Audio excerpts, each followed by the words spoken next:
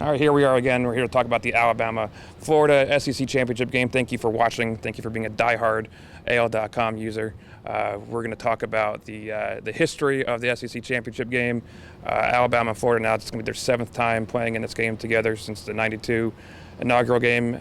John, you have some memories of that '92 game. Let's hear what you have to say. Yeah, I was a little kid when that game was played, and I think the majority of the players on Alabama's team weren't even born the first time these two teams met in the SEC Championship. But as you said, it was the first one. It really kicked off this SEC Championship, what we know now.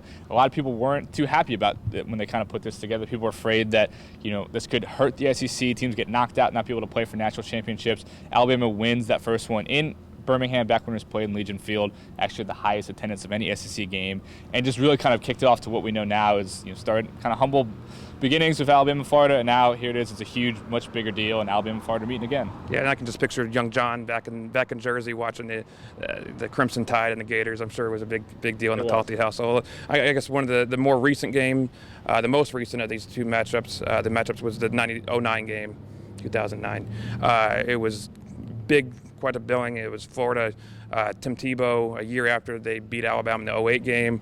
It was talking to players. I remember they said they were more excited for that game than even the championship game against Texas a month or so later. So it was so focused on beating Florida that game, and it was a huge 32-13. And it seemed to really control the game most of the time. Tebow couldn't get much going. Greg McElroy had the game of his career. Just a crazy setting.